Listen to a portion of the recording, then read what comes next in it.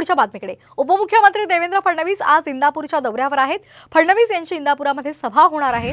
महायुतीचे उमेदवार सुनेत्रा पवार यांच्या प्रचारासाठी ते इंदापुरामध्ये सभा घेत आहेत। यावेळी इंदापूर विधानसभा मतदारसंघातील भाजप पदाधिकाऱ्यांची नाराजी काही प्रमाणामध्ये कायम असल्याची सुद्धा चर्चा आहे आणि ही नाराजी दूर करण्याचा प्रयत्न सुद्धा फडणवीसांकडून होणार असल्याची माहिती मिळते।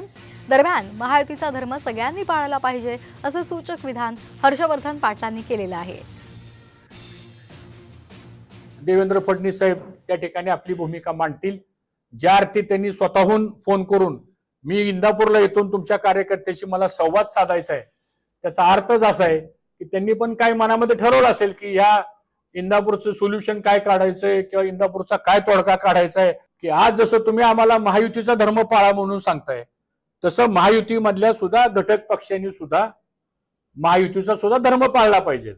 वन वे ट्रॅफिक चालत नाही।